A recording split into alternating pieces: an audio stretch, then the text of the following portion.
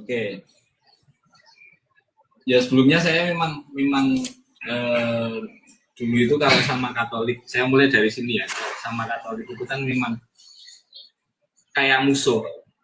Jadi dalam perjalanan rohani saya itu, saya memutuskan untuk menjadi pengikut Yesus dan mantap di Protestan.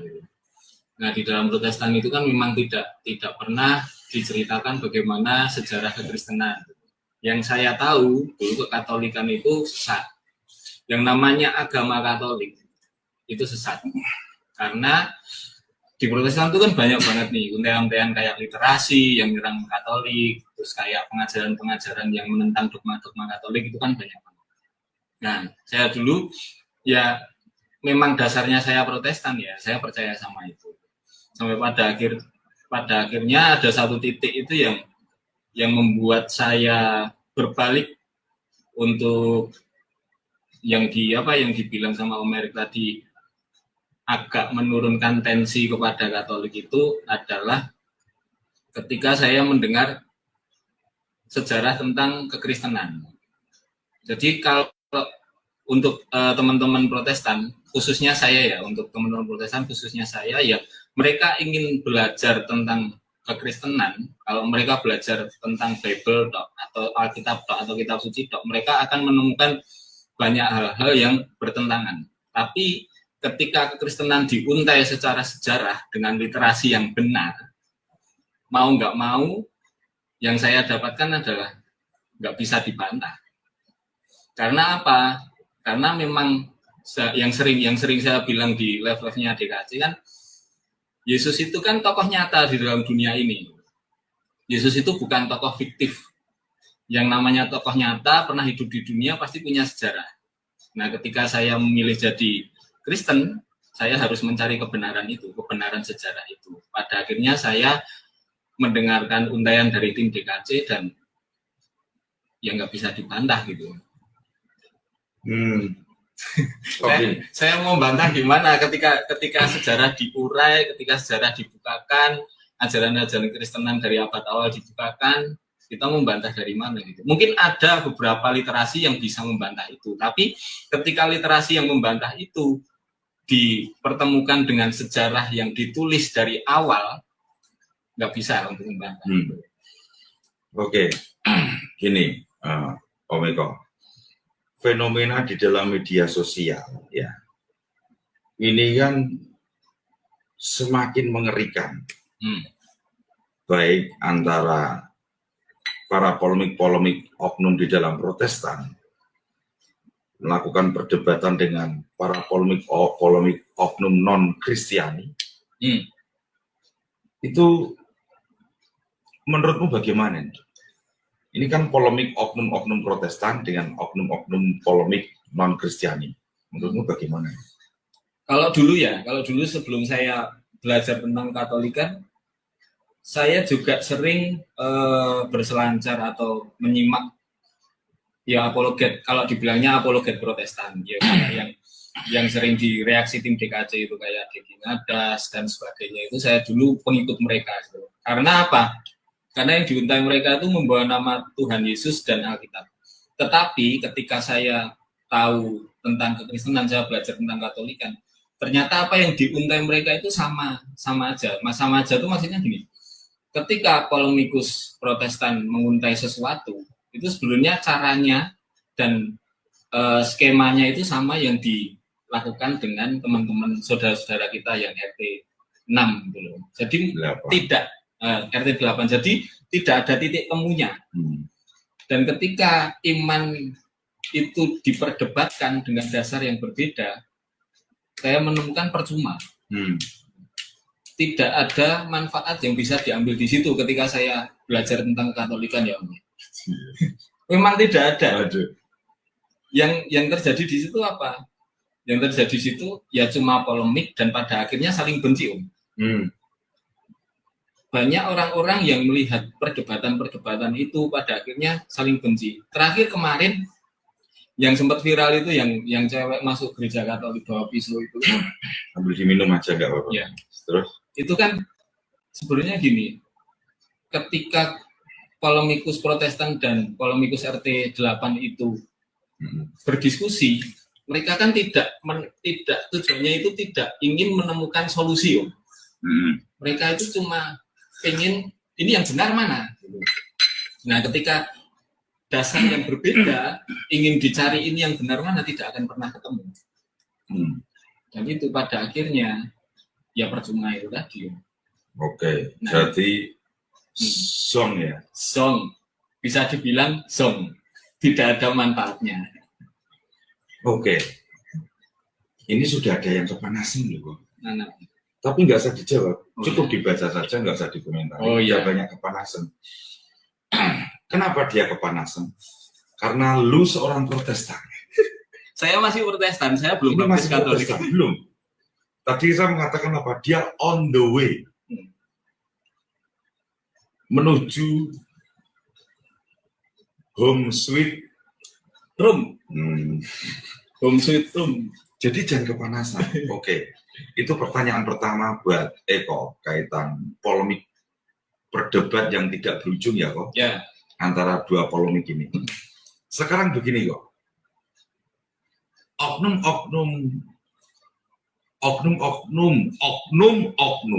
sakaratul botol Protestan di saat debat dengan para polemik non Kristiani seolah-olah bisa menguntai sejarah. Ya.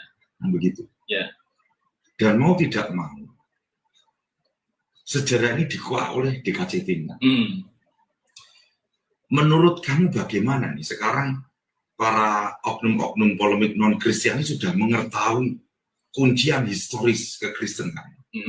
Jadi kira-kira dari oknum-oknum polemik sakaratul botol prot itu menurutmu bagaimana kalau sudah mengetahui seperti ini?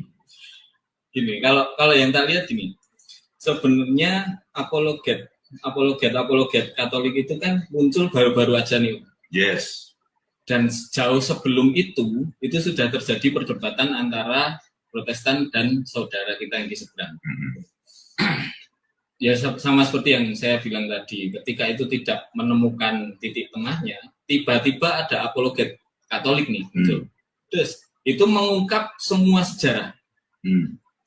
Ketika itu diungkap, yang dulunya sebenarnya Protestan ini kan tidak hanya menyerang saudara kita yang RT 8, tapi Protestan ini kan juga menyerang Katolik. Dari dulu. Saya bisa tahu kenapa, karena saya pelaku juga. Pelaku. Saya pelaku juga. Ini ada di saya, ini bukan patung ya, ini manusia ini. Ini orangnya deponstip loh. Lanjut. Jadi kalau mau ngomongin hal-hal yang digunakan untuk menyerang Katolik, saya apalah semua. Oke, lanjut. Gitu. Jadi ketika kayak tim DKC ini menguak sejarah, Protestan ini kaget loh. Protestan ini kaget. Kenapa? Karena yang sejarah yang diketahui Protestan itu tidak sampai ke sumbernya. Sumbernya. Jadi kalau yang saya tahu ya selama ini memang Protestan itu hanya berhenti di abad 16 karena munculnya kan di situ. Ketika abad 16 ke belakang itu, sebelum apologet Katolik itu muncul, mereka taunya gini. Kenapa sebelum saya belajar Katolik itu, saya belajar Ortodok atau Goi dulu? Karena memang Protestan itu taunya Goi atau Ortodok itu adalah Kristen mula-mula. Oke. Kenapa begitu? Karena asalnya ngakunya dari sana. Dari asalnya Tuhan Yesus. Jadi dari Timur Tengah sana. Ketika sebelum Katolik ini muncul, Goi ini muncul dulu. Orang-orang Protestan yang ingin belajar sejarah pasti larinya ke situ. Kenapa mereka bisa istilahnya bisa percaya dengan itu? Karena mereka itu belum mengetahui sejarah secara penuh. Ketika Katolik muncul, terus menguntai sejarah secara penuh, yang mereka yakini Ortodok ini adalah gereja mula-mula, mereka kaget lagi. Mereka kaget lagi. Untuk teman-teman Protestan yang masih mau merendahkan hatinya atau pengen memang belajar mencari kepada sumber yang benar-benar, mereka akan membuka hati. Dan membuka hati. Kuncinya itu membuka hati dan merendahkan hati. Itu mereka pasti akan menerima apa yang diuntai Katolik. Karena apa? Di GOI sendiri atau di Ortodoks sendiri, mereka mengakui bahwa Katolik itu adalah Kristen mula-mula. Dor, lanjut. Saya bisa tahu apa? Karena saya juga belajar GOI itu. Di websitenya GOI itu juga ditulis, Ortodoks itu ada bersama dengan Katolik. Pada mulanya. Itu ditulis. Kalau nggak percaya, kalian baca di websitenya. Lanjut. Oke, lanjut. Nah, ketika saya membaca itu, Om, ini berarti Katolik dengan Ortodoks atau ya kita bilangnya GOI lah gitu. Di GOI ini dibilang Katolik itu ada bersama Ortodoks. Berarti Katolik ini juga tahu sejarah. Seharusnya kan logikanya ke situ. Yes. Ketika Katolik ini menguntai sejarah, seharusnya juga didengarkan. Jangan hanya Ortodoksnya aja yang didengarkan. Karena apa? Ortodoks sendiri juga mengakui Katolik juga sama-sama di awal gitu. Kalau mau mencari kebenaran kan harusnya mendengarkan dua-duanya. Yes. Nah, setelah itu yang saya lakukan apa? Ini kalau saya pribadi yang saya lakukan adalah membandingkan mana yang mula-mula, membandingkan mana yang mula-mula. Sering diuntai di tim DKC itu bahwa memang kalau untuk bahasa Indonesia ya Om, itu kan memang tidak ada di Alkitab itu ditulis Katolik. Memang tidak ada. Mau cari dari Kejadian sampai Wahyu kalau bahasa Indonesia memang tidak ada. Tapi kan harus ingat, Alkitab itu kan tidak ditulis dalam bahasa Indonesia. Alkitab itu kan ada bahasa aslinya. Ternyata yang sering diuntai dari tim DKC itu, kata Katolik itu ada. Katoholos gitu. Jadi apa ini? Jadi gereja yang mencakup semua atau universal atau umum itu sudah ada dari awal. Kalau kata apa ya, kemarin aku baru baca katanya Santo Ignatius atau apa, pada awalnya itu yang harus diberi makan itu cuma satu kawanan domba. Itu harus diberi makan oleh semua rasul. Saya mencari tahu satu kawanan domba itu apa. Oke, lanjut. Jadi kalau satu kawanan domba itu kan berarti di bawah atap yang sama seharusnya. Tidak terpecah-pecah gitu. Yes. Ketika saya menemukan itu, berarti kan Protestan udah tersingkirkan nih. Kenapa tersingkirkan? Lanjut. Saya orang Protestan, saya tahu di dalam Protestan itu banyak banget denominasi. Mau diakui atau tidak, di situ doktrinnya berbenturan banyak. Baik doktrin yang kalau mereka bilangnya primer atau sekunder. Itu kan berbenturan banyak, makanya kan banyak denominasi. Lanjut dulu, tapi makanan dalam satu kawanan. Satu kawanan. Nah, ya, lanjut. Ketika saya tahu itu, harusnya kan satu atap, satu kandang. Kalau namanya satu kawanan domba itu kan seharusnya satu kandang kan. Ini saya cari tahu satu kawanan ini apa. Kalau yang sering diuntai tim DKC itu hanya satu gereja yang sampai sekarang itu tidak terpecah. Ini mungkin akan jadi dibantah oleh teman-teman Protestan dan Ortodoks. Saya tahu itu karena ini mereka itu kan, kalau yang saya sering ngobrol sama teman-teman Protestan yang sekolah teologi, itu mereka taunya Katolik itu terpecah juga. Gitu. Saya sering dengar gitu. Dasarnya apa dia mengatakan itu? Dasarnya itu karena ketidaktahuan.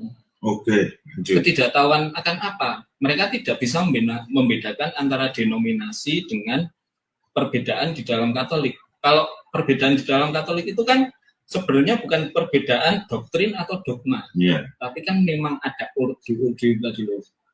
Jadi memang banyak itu namanya bahasa sederhananya dalam satu tubuh berbeda peran tapi masih dalam satu kesatuan. Nah, itu. Mereka tidak bisa membedakan. Jadi gini, pola pikirnya Protestan itu adalah menarik gereja Katolik dengan pola pikir Protestan. Kan susah, kan nggak bisa. Ketika pola pikir Protestan itu diterapkan ke dalam Katolik, mereka pasti menemukan kerancuan di situ.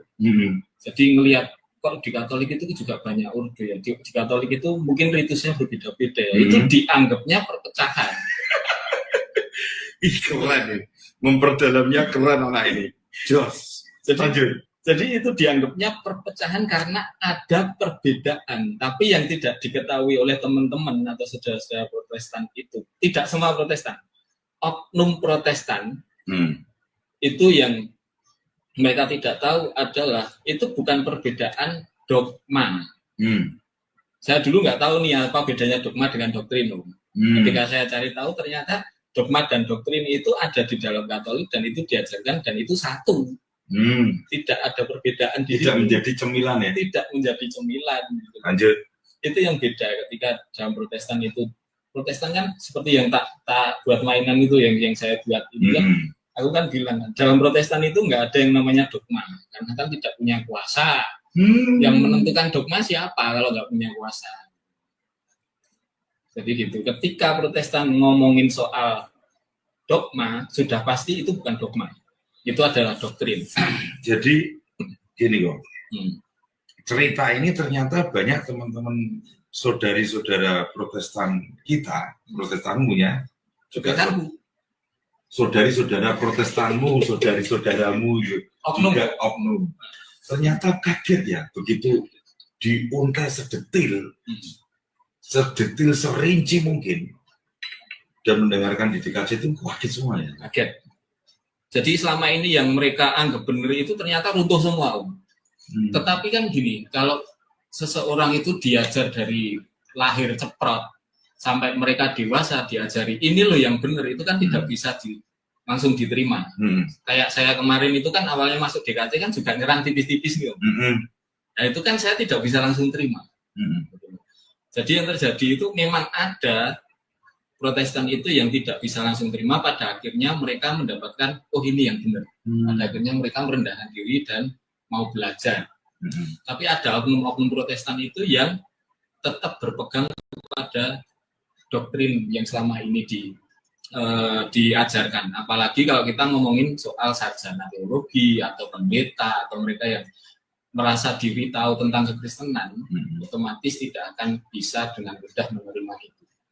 Kayak yang direspon tim DKC itu kan banyak kan respon kayak pendeta-pendeta Serasori lah, Dekiadas. Itu kan mereka kan intinya itu masih memegang doktrin yang selama ini dipercaya.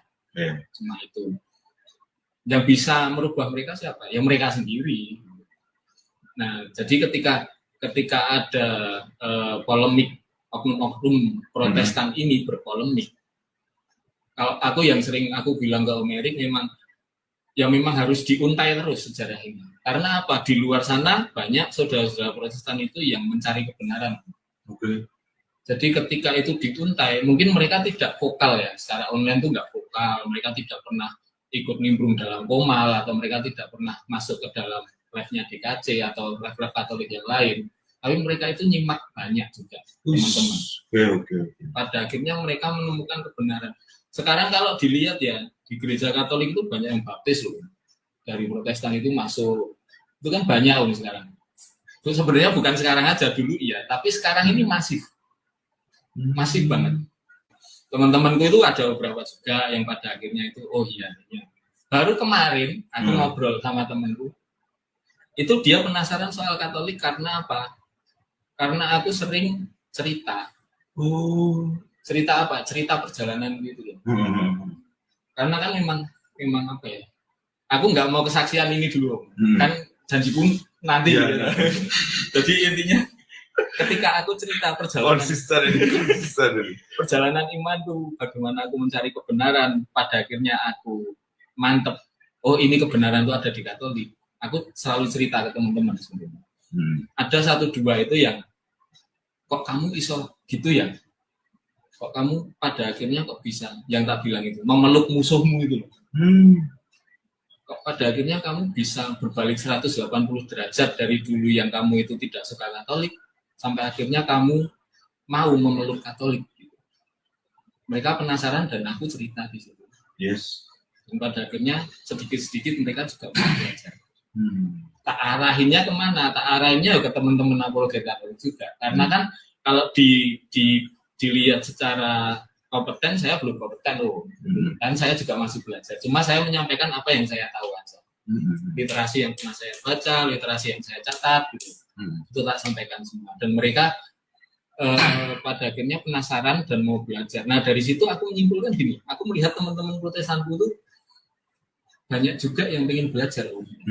Jadi seharusnya yang tak bilang, aku pernah bilang ke tim DKC, Protestan itu seharusnya berterima kasih dengan Katolik.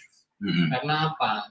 Katolik itu bukan menyerang karena kebencian, tetapi Katolik itu mengasihi teman-teman atau saudara-saudara Protestan dengan menguntai sejarah kekristenan. Aku kan bilang juga, lebih baik sebelum kamu belajar tentang Alkitab, kamu belajar sejarah dulu. Tetapi kalau kamu sudah terlanjur belajar Alkitab, jangan lupa belajar sejarah. Kalau kamu sudah belajar sejarah dan menemukan sejarah yang benar itu di mana, kamu mau nggak mau akan balik ke rumah. Mau nggak mau. Nah itu pilihan pribadi. Asik ya. Kalau ngobrol secara langsung gini enak. Ini podcast dadakan. Serius, ini nggak direncana ya kok ya?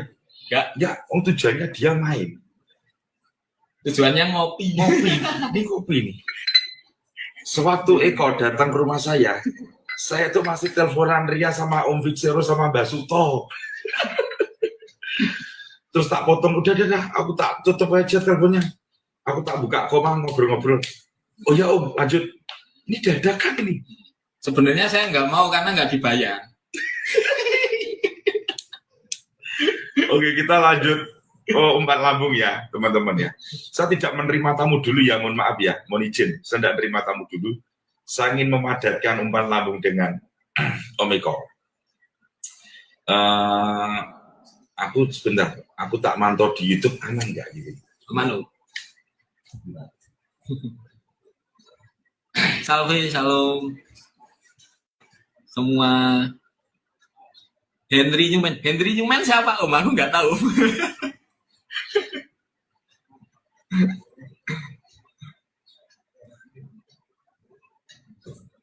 Ya aman. Henry Newman ini siapa? Henry Newman. Kurang tahu aku. Wah, ini tadi ada yang bilang seperti Henry Newman. Aku nggak tahu. Henry Newman. Oh, nggak tahu. Itu santo dari Anglikan, uskup Anglikan yang konvert ke Katolik. Kata-kata John Henry Newman kan seperti ini. Apabila kamu mempelajari sejarah yang tepat dan benar, kamu akan berhenti menjadi Protestan. Itu John Henry Newman. Oke, kita lanjut lagi.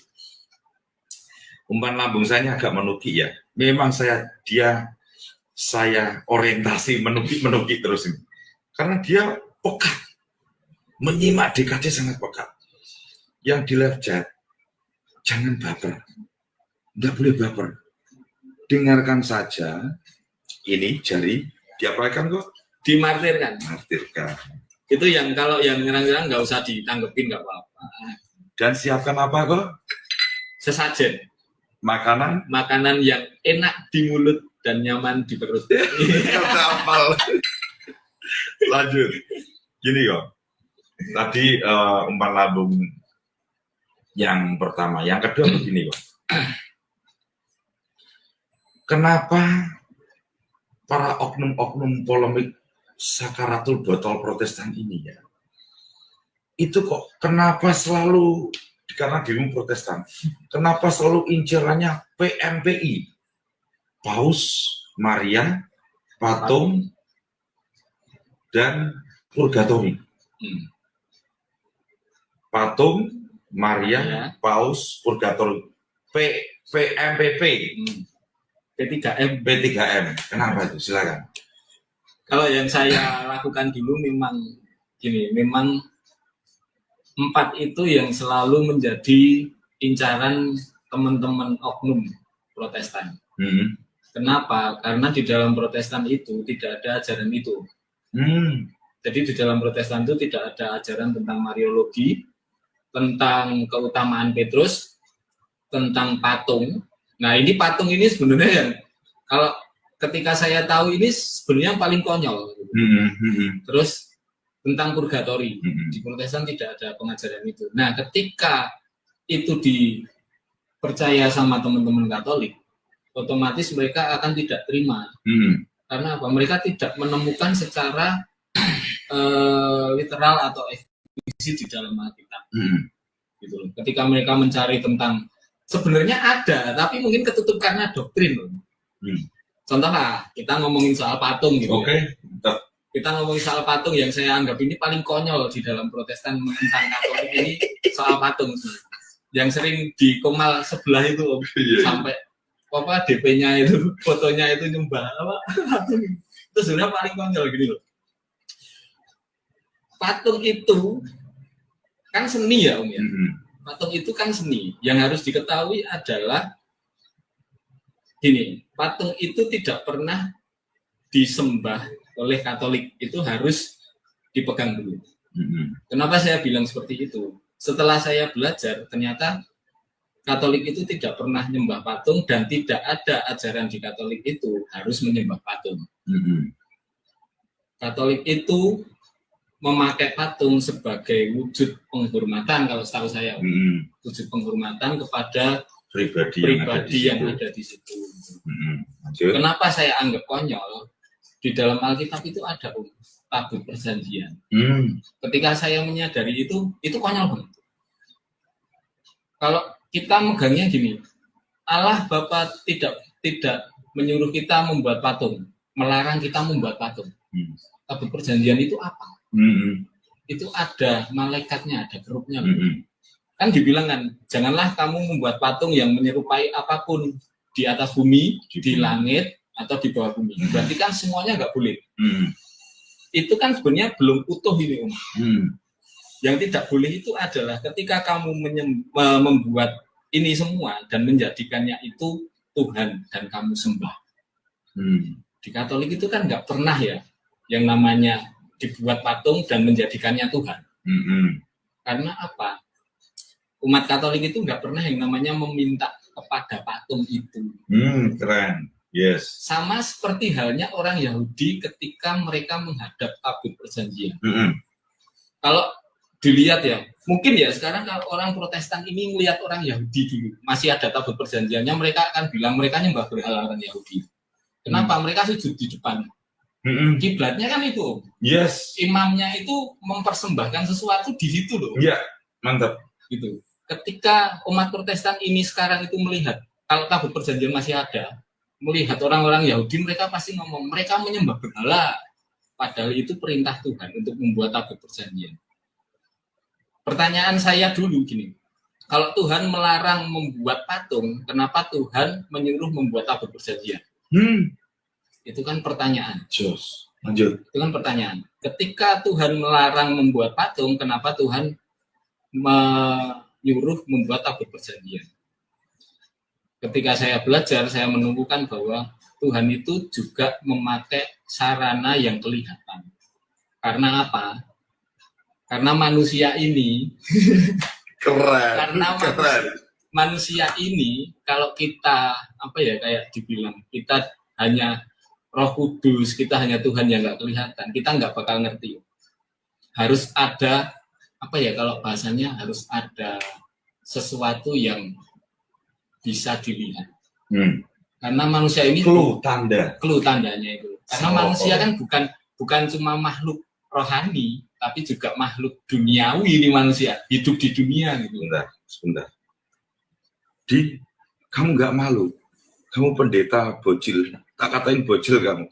Kamu pendeta, jangan menjadi sakaratul botol ya dia. Berarti kamu SCT ya? Saya hampir mau. Nah ini lucu juga. Ya, tapi nanti saya lanjut. Patung saya. Ketika Tuhan menyuruh membuat tabut perjanjian. Tapi gini, yang lucu ini Protestan itu tidak menganggap tabut perjanjian itu berhala loh. Tidak menganggap tabut perjanjian itu patung. Nah lucu tuh. Ini kekonyolan yang kamu ungkap itu. Ya. Saya ulang.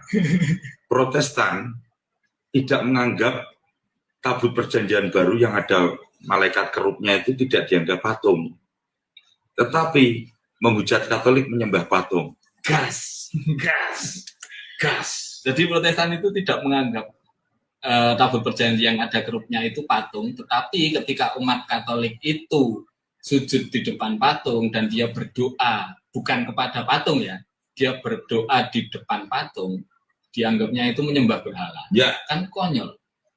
Tuhan dulu menyuruh membuat kerut dan umat Israel itu berdoa atau sujud, bahkan menyembah, mempersembahkan kurban.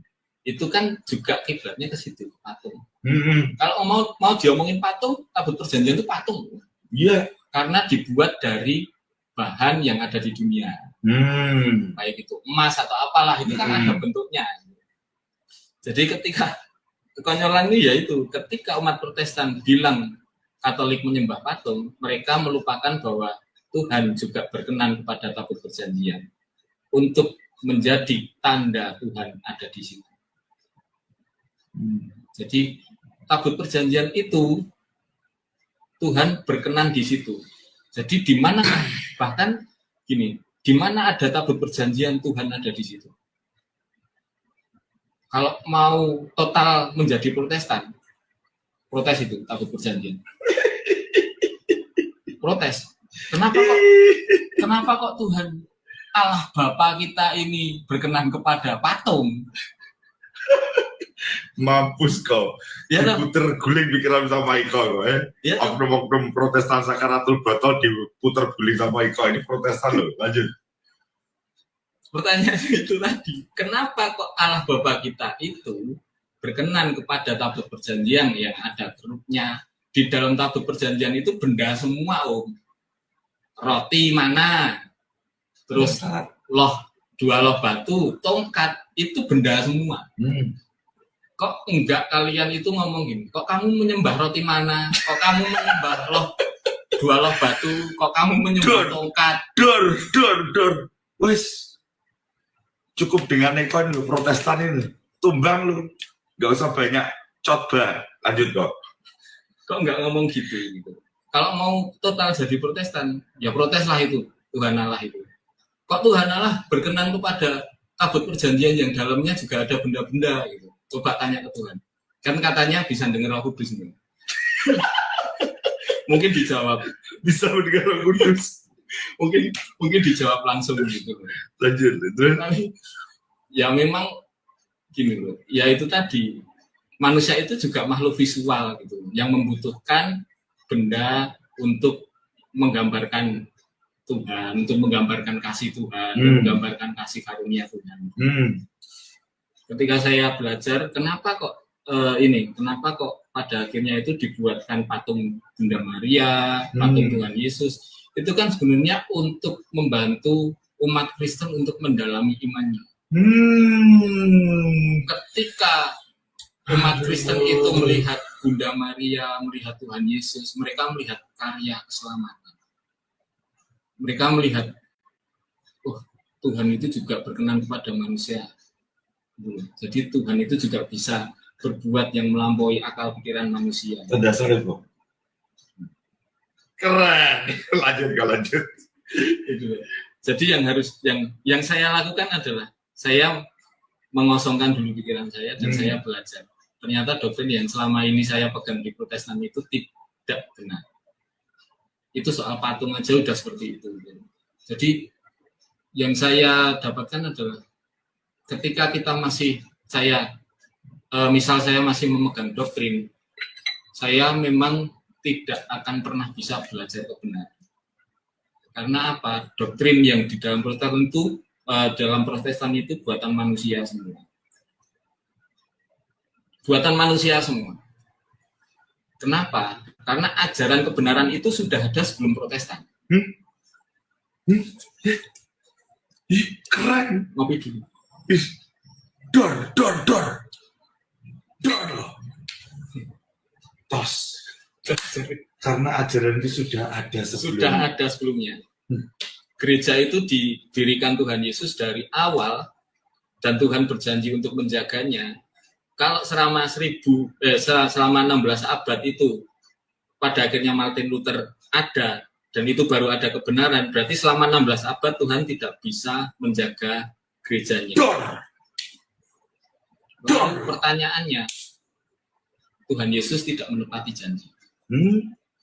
Karena janji Tuhan Yesus itu akan menyertai dari awal sampai nanti dia datang. itu akan disertai, gereja Tuhan itu akan disertai oleh Tuhan Yesus, oleh Roh Kudus. Makanya gereja dari awal itu selalu ada cara-cara untuk menjaga kebenaran. Nah, ketika kebenaran itu dijaga, kesalahan itu pasti kelihatan. Otomatis, ketika kebenaran itu diungkap, kesalahan pasti kelihatan. Ngeri. Lanjut. Podcast langsung asik ya. Lanjut terus. Ketika kesalahan ini kelihatan, orang-orang yang tetap mau memegang kesalahan, ya sudah, biarkan saja. Karena apa? Orang-orang yang tetap mau memegang kesalahan ini, mereka mau dibukakan kebenaran seperti apapun, mungkin bisa. Itu kalau Tuhan memang benar-benar benar-benar memaksa dia. Tapi kan Tuhan Allah Bapa kita itu tidak mau memaksa manusia. Ini yang harus kita pahami, bahwa Tuhan itu memberikan kita itu kehendak bebas. Tuhan tidak pernah memaksa manusia untuk percaya kebenaran. Lanjut. Kalau Tuhan itu memaksa manusia untuk percaya kebenaran, itu akan bertentangan dengan pribadi Tuhan. Karena pribadi Tuhan itu kan juga ada yang adil. Ketika keadilan itu, yang namanya adil itu kan gini, kenapa pada akhirnya nanti harus ada penghakiman itu tadi? Kalau tidak ada yang salah, tidak ada yang dihakimi. Stop. Jangan, aku mau ke situ soalnya. Oh iya. Jangan. Saya tak minum kopi dulu ya. Asik. Enggak boleh ngerokok. Enggak. Nyonya Surumanto. Nyonya Surumanto. Ini saya mute dulu sebentar.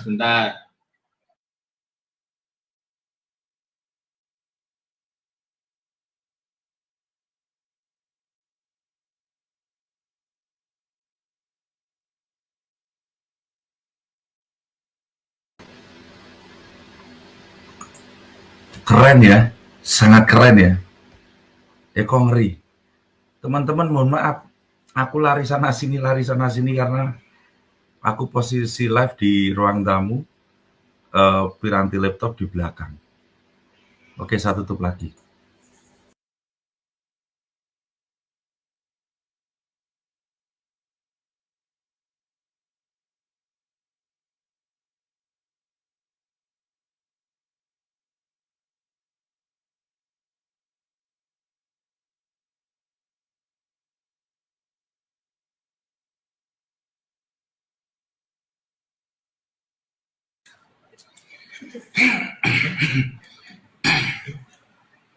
P3MI Patung Paus Purgatori Maria Indulgensi. Patung sudah terkupas ya. Untaian dari adik saya Depon Steve. Selama kamu berapa tahun mengikuti DKJ? COVID itu kapan? COVID 2019. 2020 ya? Ya, 2020. Lama mengikuti DKJ, nggak sia-sia. Patung sudah teruntai. Patung. Paus boleh? Oke, kita masuk paus. Ayo kok untai kok. Om Eko sambil nguntai, saya mau dijen rokok ya. Wah, udah tenang ini. Ini kalau untuk paus mungkin saya lebih singkat. Gini. Kalau untuk paus saya berpikirnya begini. Ini simpel banget berpikirnya. Ketika Tuhan Yesus itu memilih para rasul, 12 rasul itu ketika Tuhan Yesus ada, yang menentukan ini benar dan salah itu adalah Tuhan Yesus. Para rasul itu pasti akan menuruti Tuhan Yesus. Ketika Tuhan Yesus itu menyatakan benar dan salah, ada muridnya satu ini yang balelo bahasa Jermannya, kalau bahasa Indonesianya adalah dablek. itu Tuhan Yesus loh. Ketika Tuhan Yesus mengajari, ada satu muridnya yang dablek. Ini pertanyaan saya dulu adalah ini: bagaimana kebenaran ini tetap bisa terjaga setelah Tuhan Yesus naik ke surga? Jawabannya pasti adalah melalui Roh Kudus. Ya, saya setuju, melalui Roh Kudus. Tetapi seperti yang saya untai di awal, Tuhan ini akan selalu berkarya dengan visual. Visual ini yang saya maksud adalah hal yang bisa kita dengar secara langsung atau bisa kita lihat. Dan pada akhirnya kalau kita membuka Alkitab, kita akan menemukan satu murid Tuhan Yesus yang memang disiapkan Tuhan Yesus dari awal. Kenapa saya bilang disiapkan Tuhan Yesus dari awal? Di DKC, channelnya DKC itu sudah dibedah sama Romo Cafe. Bagaimana keutamaan Petrus itu tadi. Ini yang dipakai Roh Kudus untuk menjaga kebenaran. Memang para rasul ini diberikan kuasa yang sama. Iya, kuasa yang sama. Tetapi khusus untuk memutuskan sesuatu setelah Tuhan Yesus ke surga, naik ke surga, Tuhan Yesus memandatkan kepemimpinan itu kepada muridnya satu ini, Petrus. Bisa kita temukan di Injil, di banyak Injil, di Kisah Para Rasul juga bisa kita temukan di situ. Bagaimana peran Petrus dalam jemaat mula-mula? Kalau di Protestan dibilangnya jemaat mula-mula, tapi kalau di kekristenan awal itu dibilangnya gereja mula-mula ini. Bagaimana peran Petrus di dalam gereja mula-mula itu? Petrus menetapkan suatu, memutuskan sesuatu itu di dalam konsili Yerusalem. Petrus dipakai Roh Kudus untuk berkhotbah. Petrus dipakai Tuhan Yesus untuk ke Roma. Nah ini kuncinya di sini. Karena ada beberapa Protestan itu yang mengajarkan bahwa Petrus itu tidak pernah ke Roma. Iya. Itu ada beberapa Protestan, oknum Protestan itu yang mengajarkan Petrus tidak pernah ke Roma. Kalau kita ke Roma, kita tidak akan pernah menemukan makam Petrus. Itu ada, ajaran seperti itu ada. Tetapi pada nyatanya sejarah itu terungkap bahwa Petrus itu matinya di Roma. Itu sejarahnya ada. Petrus itu matinya di Roma dengan cara salib terbalik. Gini, umat Protestan itu percaya Petrus mati dengan cara salib terbalik. Semua umat Protestan itu percaya. Pertanyaannya, dari mana umat Protestan bisa menemukan kok Petrus itu mati salib terbalik? Kalau bukan dari sejarah. Yes. Di kitab suci nggak ada loh. Nggak ada. Di kitab suci nggak ada. Kalau bukan dari sejarah, di mana umat Protestan itu bisa menemukan bahwa faktanya Petrus itu mati di salib terbalik. Kalau kamu bisa menerima Petrus mati salib terbalik, tempatnya juga harus kamu terima. Yes, keren. Gitu. Keren coy, mantap. Di mana Petrus itu mati, Petrus terakhir dipakai Tuhan untuk berkarya di Roma. Kenapa di Roma? Ya seringkali, udah sering di live-nya DKC itu dibahas. Karena Roma zaman dulu kan penjajah nih. Dia kan kekuasaannya kan banyak nih di seluruh dunia kan. Pada akhirnya Tuhan Yesus ingin Petrus di Roma agar kekristenan itu tersebar di seluruh dunia. Petrus sendiri bilang, Romawi suatu tempat metropolitan yang luar biasa. Ya. Lanjut. Petrus sendiri bilang pada saat dia menentukan di sidangnya Yerusalem, itu Petrus bilang, kalian ininya ya kasarnya ya, kalian semua tahu bahwa Allah dari semula menetapkan aku untuk menyampaikan Injil kepada bangsa-bangsa lain. Itu Petrus yang bilang.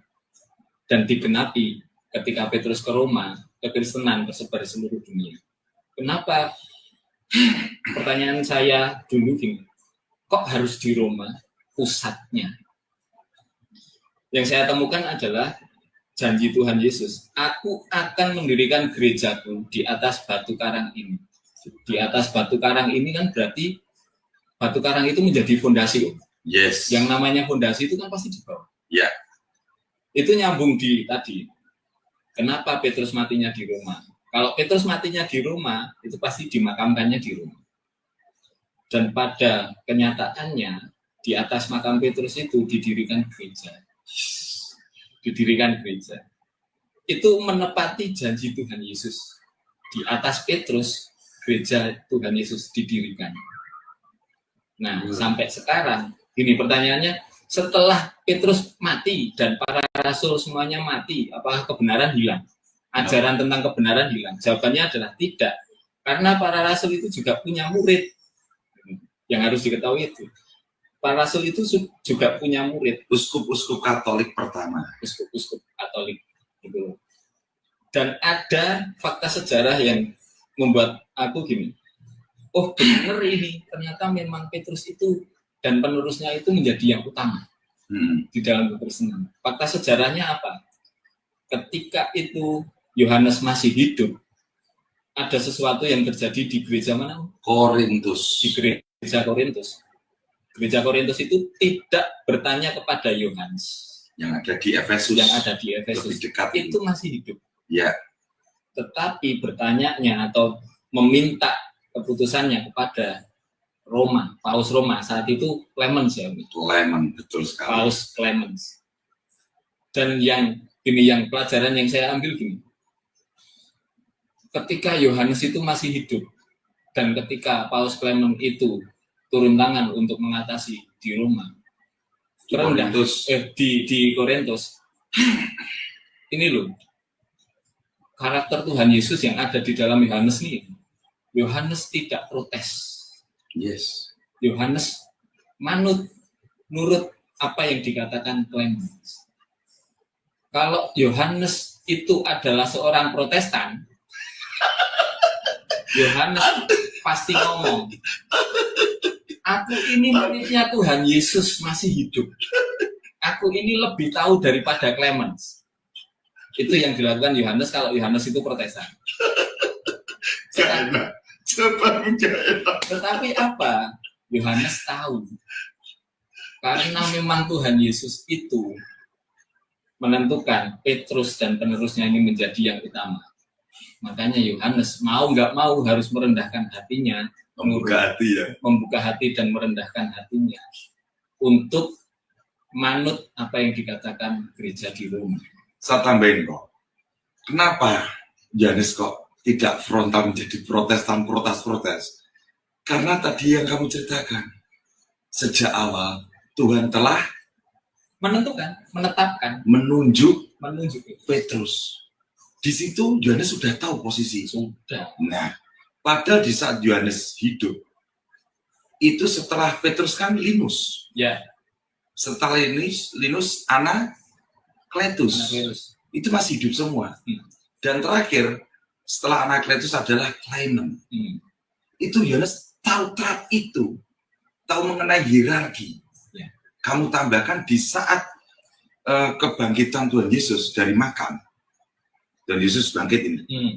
Wanita-wanita kan yang diketahui, yang diberitahu. Wanita menyampaikan kepada para muridnya. Ya. Yang lari kencang siapa? Petrus. Yang lari kencang Yohanes. Kenapa Yohanes kok tidak langsung masuk? Menunggu di depan. Menunggu siapa? Menunggu Petrus. Jos, lanjut gas. Jadi ketika yang diuntai Roma itu bisa ditemukan di Alkitab kok. Ketika Yesus itu bangkit, yang lari kencang itu dicatat Yohanes. Kalau Yohanes Protestan, Yohanes pasti langsung masuk. Terus, mana Tuhanku? Dia bingung. Tapi enggak, yang dilakukan Yohanes adalah menunggu di depan sampai Petrus datang. Yes. Ketika Petrus datang, yang masuk Petrus, bukan Yohanes. Oke, keutamaan, mohon maaf Ibu Bapak, saya di belakang ya, karena saya smoke. Patung sudah kok, Paus sudah. Sekarang Bunda Maria. Oke, gas. Kenapa kok? Para kebanyakan ya, kalau disebut oknum tapi kok banyak ya, kok bingung kok. Kan oknum bisa banyak. Oknum bisa banyak. Bisa. Ya? Oke, mantap. Oknum bisa banyak. Para oknum sakaratul botol Protestan yang cukup banyak ini kok selalu mengatakan satu, Katolik menyembah Bunda Maria. Yang kedua, Bunda Maria itu berdosa kok. Merujuk pada Roma 3 ayat 23. Semua orang telah berdosa. Ya. Yang ketiga kok, Bunda Maria punya anak kok. tolong adikku yang ganteng, memang kamu ganteng, keren, handsome. Tolong dijawab 3 pertanyaan itu. Silakan, gaskan. Tok tok tok tok tok dor. Silakan. Sebenarnya gini, kalau soal menyembah Bunda Maria, itu kalau saya dulu ya Om ya, di dalam Protestan itu tidak bisa membedakan yang namanya penyembahan dan penghormatan. Latria dan Dulia dan hiperdulia itu tidak ada, tidak pernah diajarkan dan memang tidak diajarkan. Jadi ketika kita ngomongin soal Bunda Maria, kita harus bisa membedakan penyembahan dan penghormatan. Ini saya sebenarnya sadarnya malah hal-hal sepele. Saya sadarnya gini, ini pernah juga saya untai di DKJ juga. Di Indonesia ini kan banyak pahlawan nih. Kita ambillah pahlawan wanita, R.A. Kartini. Bagaimana bangsa Indonesia ini sangat menghormati ibu, sampai dibilang ibu kita Kartini. Ibu kita Kartini kan berarti Kartini sebagai ibu kita semua di Indonesia. Betul. Ketika bangsa Indonesia meyakini bahwa ibu Kartini ini sampai dibilang gini, harum namanya. Kok orang Protestan nggak protes? Gitu. Aduh. Ketika saya menyadari itu, oh ternyata ada ya perbedaan antara penyembahan dan penghormatan. Yang dilakukan bangsa Indonesia ke Ibu Kartini itu adalah penghormatan. Ketika bangsa Indonesia melakukan penghormatan kepada Ibu kita Kartini sampai fotonya itu dipajang di mana-mana, ada patungnya, dibuatkan lagu, sampai di lagu itu mau nggak mau harus diakui memuji Ibu kita Kartini berarti. Kan lagunya kan itu gamblang baru. Ibu kita Kartini harum namanya. Kita malah nyanyi. Lanjut. Putri sejati loh. Itu kan memuji kan. Hiperdulia. Itu kan memuji. Jadi kalau kita tidak mempermasalahkan itu ketika manusia memuji manusia yang lain, kok kita mempermasalahkan manusia memuji Ibu Tuhan kita? Jadi ketika orang Kristen, khususnya orang Katolik dan Ortodok yang apostolik, bukan ya adalah Ortodok yang tidak apostolik, gereja mula-mula ini memuji Bunda Maria dengan menetapkan dia sebagai Theotokos, kok diprotes. Dan ketika orang-orang Katolik khususnya ini membuat lagu lah, mereka berdoa di depan patung Bunda Maria, kok langsung disalahkan. Itu kan berbanding terbalik logikanya dengan ketika bangsa Indonesia ini memperingati Hari Kartini. Sampai ada hari khusus untuk Kartini. Nah, kalau bahasanya Fixero, logical fallacy. Bahasa Inggris. Sesat pikir. Lanjut. Ya kalau bahasa itu tidak bisa memakai logika gitu. Jadi ketika yang sering saya bilang ya teman-teman, iman Katolik itu bisa kita temukan di kehidupan kita sehari-hari sebenarnya.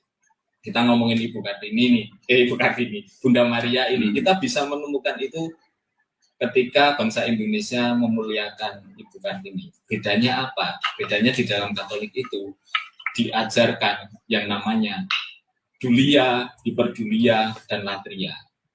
Itu apa? Itu harus dicari tahu. Saya dulu nyari tahu itu, dulia itu apa, hiperdulia itu apa, latria itu apa.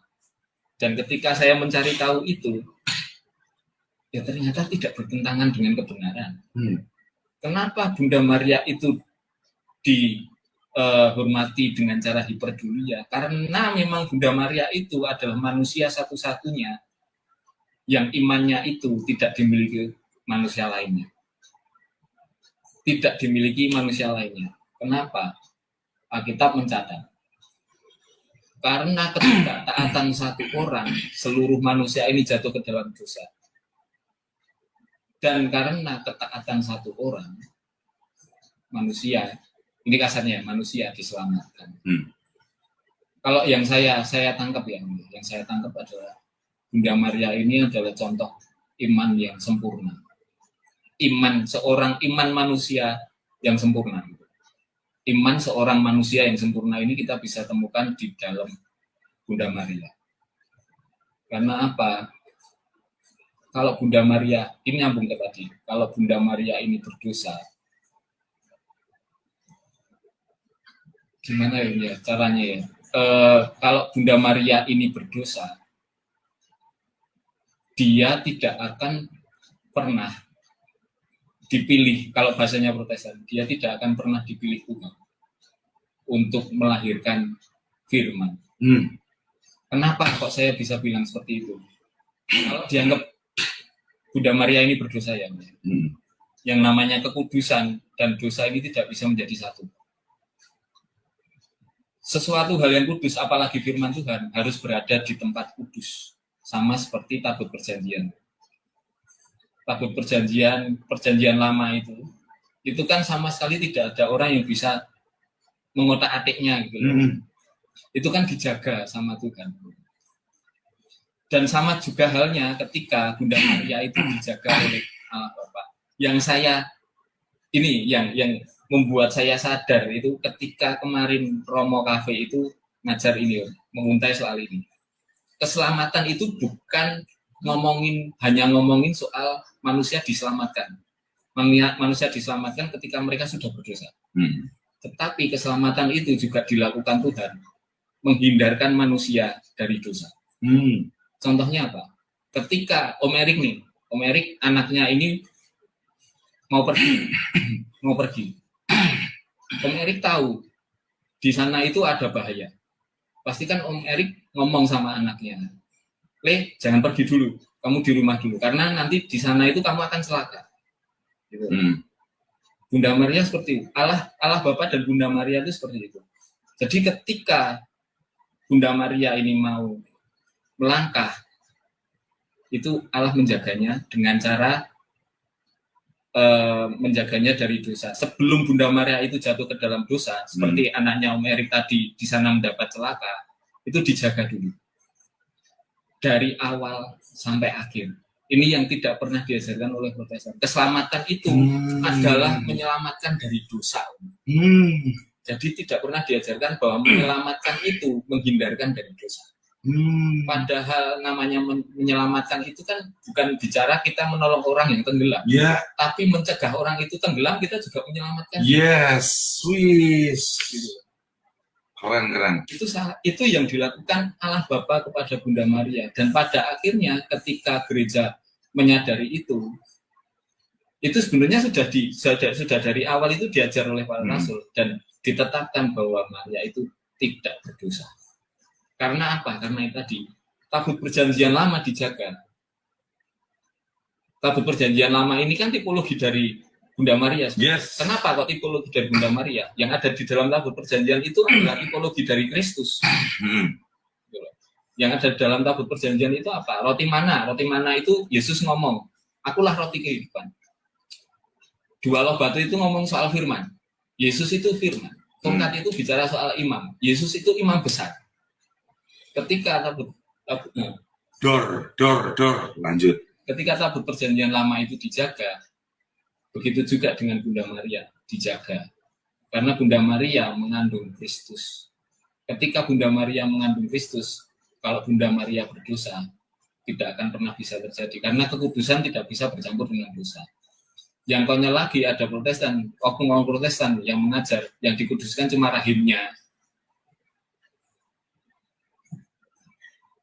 Kalau yang dikuduskan cuma rahimnya, pertanyaannya, berarti kan tangannya bisa berdosa, kakinya bisa berdosa, matanya bisa berdosa. Berarti kan tercemar, Om. Tubuhnya tercemar. Gila. Ini sorry Ibu Bapak, mohon maaf yang penonton di YouTube dan di TikTok. Ini nggak ada settingan loh, dadaan loh ini. Serius. Ini aku tanda salib, serius. Kok ada settingan? Nggak ada loh. Aku gila sendiri dengerin Eko memuntah. Ibu Bapak, gila ini. Hebat Eko ini. Oke, yang terakhir, Mariologi. Bunda Maria kok punya anak itu piye le konco-konco mungkin piye apa lho. Kok sos gendeng sebleng lho. Karena gini. Oke, lanjut. Di dalam Protestan itu kan tidak ada Mariologi. Yang ada itu kan cuma Kristologi. Diajarkannya cuma Yesus, Kristus, itu gimana. Padahal yang namanya Kristologi itu Kalau kita mau mencari tahu tidak bisa dilepaskan dengan Mariologi. Kenapa? Karena Kristus itu lahir dari Maria, Om. Kristus itu lahir dari Maria. Ketika kita melepaskan Yesus dari Bunda Maria, kita sama saja memisahkan ini. Dua yang seharusnya satu itu dipisahkan gitu. Oh, Protestan wis kayak Katolik ini. Aduh, tepuk jidat ya. Lanjut. Nah, ketika kita harus menjadikan satu nih, Tuhan Yesus dengan Bunda Maria. Nah, Bunda Maria ini kalau memang dia itu benar-benar dipilih sama Allah, dan semua orang itu percaya Bunda Maria ini dipilih sama Allah. Seharusnya kan mencari tahu latar belakangnya Bunda Maria itu siapa, terus dia dipertunangkan atau biasanya kan dipertunangkan dengan Yusuf itu siapa, kan seharusnya dicari tahu. Setelah Yesus lahir itu bagaimana, kan seharusnya dicari tahu. Yang saya temukan adalah begini, kalau kita membaca Alkitab dan kita memaknai Alkitab itu sesuai dengan zaman kita hidup sekarang, itu akan out of context dari apa yang dimaksud di Alkitab itu. Kalau kita hidup sekarang, kita ngomongin tunangan, terus pada akhirnya dinikahkan, itu kan pasti melakukan hubungan badan. Tetapi kalau kita ngomongin apa yang ditulis di Alkitab itu kan tidak semuanya, apalagi Bunda Maria, di Alkitab itu tidak menulis semuanya tentang Yesus. Di penutupan Yohanes itu kan dibilang kan, tidak semua yang Yesus kerjakan itu tertulis. Kalau kita mau mencari Bunda Maria, ya jangan di Alkitab. Kalau kita mau mencari latar belakang Bunda Maria, latar belakang Santo Yusuf, itu jangan di Alkitab. Kita harus kembali ke sejarah. Nah, sejarah itu yang punya siapa, kita harus cari tahu. Saya mendapatkannya di dalam gereja Katolik. Maaf teman-teman Protestan. Memang kenyataannya seperti itu. Karena apa? Di dalam gereja Katolik itu mengajarkan Mariologi. Kembali seperti yang saya untai di awal. Kalau kita memisahkan Kristus dengan Maria, kita memisahkan dua kesatuan. Kesatuan ini kita pisahkan. Itu seharusnya menjadi satu terus. Kalau kita belajar tentang Kristologi, kita harus belajar tentang Maria. Kita bisa belajar tentang Kristologi di dalam Alkitab. Ya, kita bisa belajar. Tetapi tentang Maria kita nggak bisa temukan dalam Alkitab. Kita harus mencarinya dalam sejarah. Kembali lagi, sejarah tentang Maria itu yang punya siapa? Ya, gereja Katolik. Kok saya bisa bilang seperti itu? Yang memuliakan Bunda Maria yang di tempat yang seharusnya itu hanya gereja Katolik. Bukan saya yang ngomong. Protestan, Demonstrate, bukan saya. Lanjut. Hanya kan ketika kita mau mencari tentang Bunda Maria, kita harus bertanya kepada orang Katolik. Ketika saya bertanya kepada Om Erik dan teman-teman Katolik, tim-tim DKC itu, dan saya mendapatkan bahwa sejarah Bunda Maria itu memang tertulis semuanya. Kalau di dalam Alkitab kita bilang, di situ kan dibilang kan, Yusuf dan Bunda Maria itu tidak melakukan hubungan badan sampai Yesus lahir. Itu kan kalau kita maknai di zaman sekarang kan juga salah juga gitu. Kata sampai ini ketika saya cari tahu ternyata ketika sampai itu tidak istilahnya tidak berubah. Kalau kita ngomong ini, contoh gampangnya gini. Tuhan mengasihi manusia sampai selama-lamanya. Nah, selama-lamanya kok bisa sampai? Itu kata yang sama yang digunakan untuk ini tadi loh. Untuk ini gilanya gila positif loh, ngeri loh. Bukan gila negatif, gila ngeri ini pendalaman imannya. Yang saya dapat adalah, tapi kamu tetap harus katokumen loh kok. Iya no. Kamu meskipun sudah luar katokumen loh. Iya. Saya nggak mau buru-buru. Jadi ketika kata selama-lamanya ini bisa dibilang sampai, itu kata itu yang dipakai juga ketika Maria dan Yusuf. Gitu loh. Ketika dipakai juga dalam istilah Maria dan Yusuf itu dipakai itu sama. Sampai Yesus lahir mereka juga tetap tidak berhubungan badan. Dan kalau kita mau cari tahu, yang mengajarkan Yesus punya anak itu siapa? Ya bidat itu. Bidat apa namanya kok? Apa ya Om ya? Helvidius. Abad keempat. Anti Antidipo Maria.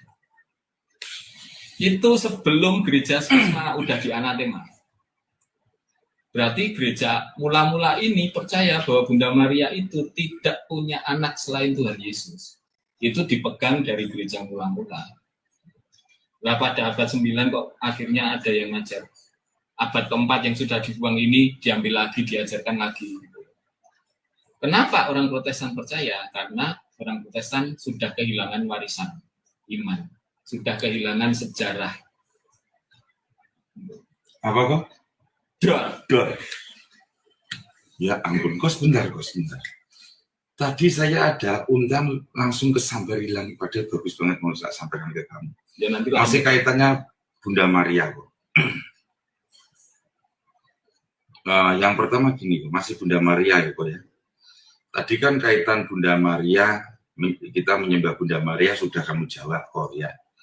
Bunda Maria berdosa sudah kamu jawab. Bunda Maria punya anak sudah kamu jawab. Oh iya ini loh. Semoga saya mendengarkan untean dari adik saya Depon Steve ini luar biasa. Kok Eko, Depon Steve. Kemarin nyimak nggak 2 hari turut-turut live DKC di YouTube? Oh yang Luther itu? Nggak nyimak semua, cuma sempat nyimak. Yang pertama kaitan Luther mengenai Tuhan Yesus berzina. Kontak itu aja ya. Kenapa tokoh-tokoh revolusi Protestantisme di abad 16, bahkan nanti tunggu tanggal mainnya ya, nanti Calvin juga lebih parah mengatakan Yesus di neraka itu.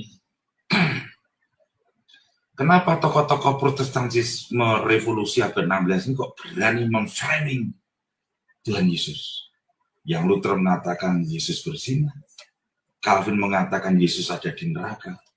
Tapi kok nggak berani memframing Bunda Maria kok? Kenapa kok? Aku pengen jawabanmu kok. Tolong. Silakan kok. Asik ini. Apa ya, Om ya? Sebenarnya gini, ini yang kita ngomongin tokoh-tokohnya ya, Om ya. Tokoh-tokohnya revolusi tadi ya. Jawabannya adalah karena mereka tahu bahwa Bunda Maria itu, mereka masih memegang iman soal Bunda Maria itu tadi. Luther, Calvin, Zwingli di dalam untaian mereka menghormati Bunda Maria seperti ajaran dari mula-mula dulu. Bunda Maria tidak berdosa, Bunda Maria itu memang perawan selamanya. Itu mereka masih percaya. Gitu. Terus, tapi kok berani memframing Tuhan Yesus ya? Nah, ini bedanya. Ini saya langsung strike ya, Om ya. Oke. Bedanya di Protestan itu, Tuhan itu mereka ciptakan sendiri. Kenapa saya bisa bilang begitu? Di dalam Protestan itu tidak ada dogma. Dogma itu sangat-sangat perlu untuk menetapkan kebenaran. Ketika dogma itu tidak ada di dalam satu ajaran, mereka akan menciptakan Tuhannya sendiri. Mereka akan menciptakan Yesusnya sendiri, Kristusnya sendiri. Kan kita menemukan nih banyak banget nih denominasi Protestan ini. Ada yang bilang Yesus ini manusia, ada yang bilang Yesus ini 100% Allah, ada yang bilang Yesus ini manusia dan Allah, ada yang bilang sampai pada akhirnya gila. Luther bilang Tuhan Yesus. Nggak tahu ya, itu kalau maksudnya ketika Luther ngomongin itu bercanda atau memang serius kan kita nggak tahu. Tapi faktanya itu keluar dari mulutnya. Tapi kok dikatakan bentuk dongeng kok tertutup itu? Itu yang itu ya, ruwet kemarin tuh ya, muter-muter kemarin. Joyo. Itu kan, ya itu kalau yang kemarin itu kan memang kegagalan dalam memakai logika sebenarnya.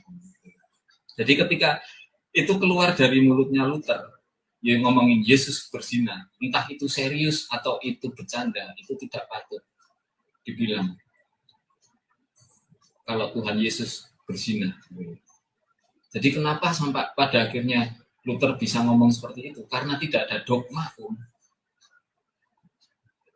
Mereka belajar tentang kristologi, tapi mereka tidak memegang kebenaran penuh tentang Tuhan Yesus Kristus. Semua orang, bahkan saudara kita yang RT 8 itu bisa belajar soal kristologi, bisa belajar soal itu.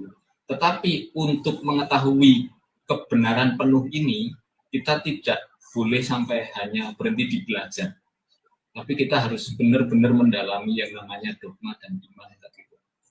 Kalau kita tahu nih dogma itu apa, kita akan sampai pada keputusan inilah kebenaran. Karena Protestan tidak ada dogma, akhirnya mereka tidak sampai dalam kebenaran ini. Contohnya Tritunggal jadi camilan.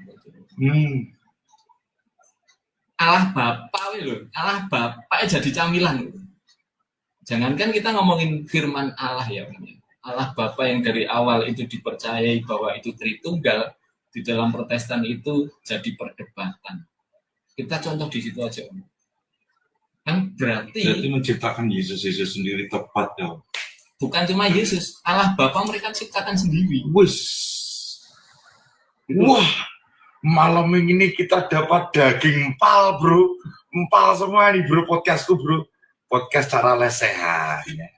Jadi, jangankan Tuhan Yesus, Allah Bapa bisa mereka ciptakan sendiri dengan pola pikir mereka sendiri.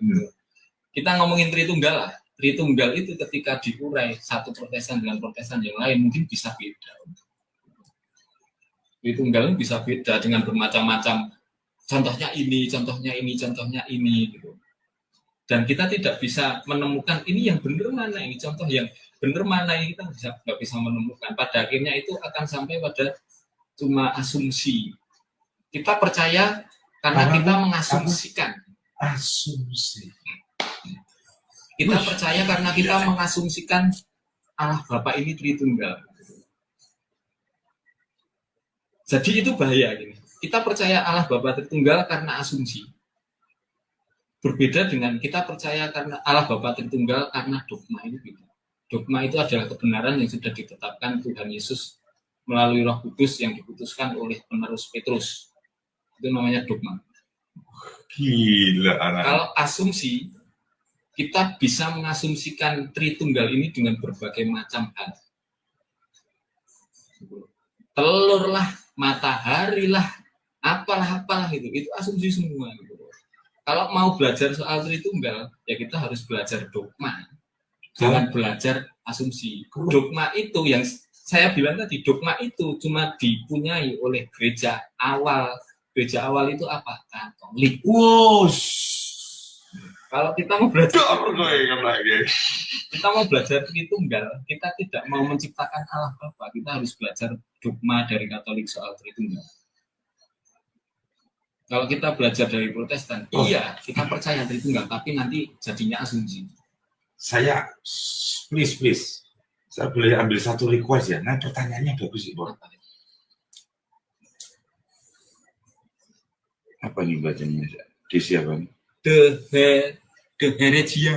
Heresia. Denom ada yang percaya Tritunggal, tapi nggak pakai kredo, gimana tuh? Silakan, Bro. Asik ini. Gereja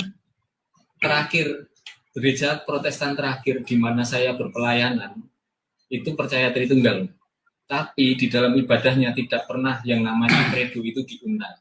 Kita tidak pernah ngomongin kredo. Kalau di Protestan itu dibilangnya pengakuan iman rasuli. Jadi ketika saya langsung aja ya, ini GBIS. Saya terakhir di Protestan itu di GBIS. Ketika GBIS itu percaya Tritunggal, tetapi tidak pernah ngomongin kredo, itu nanti jadinya adalah yang saya bilang tadi, asumsi. Karena apa? Ini dari dulu ini. Saya menyayangkan gini.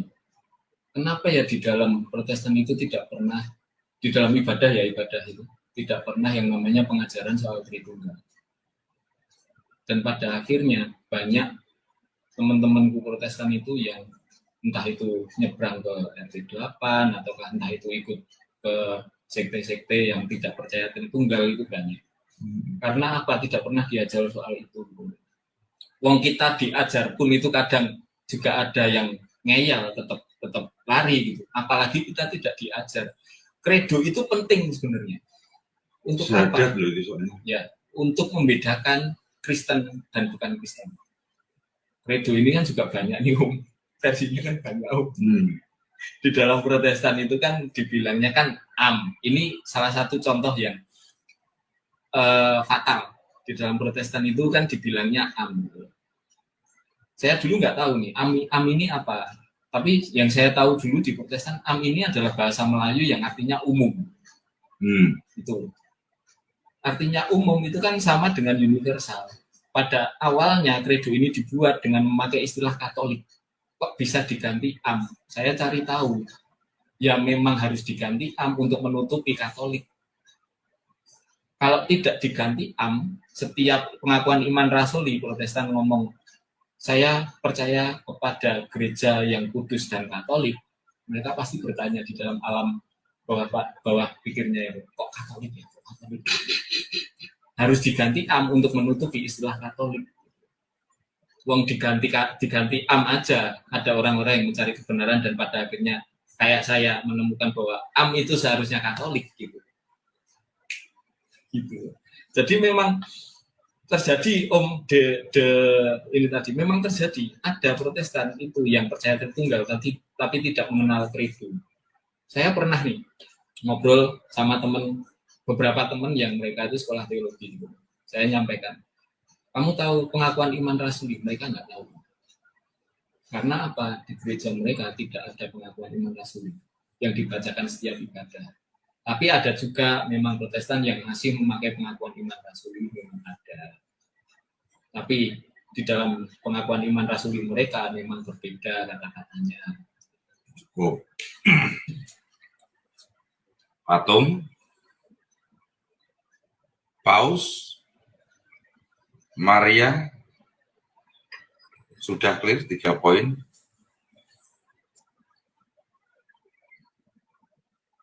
Purgatorium. Tapi sebentar, saya tak nengok YouTube dulu bagaimana sebentar saya ngomong. Ya. Sebentar.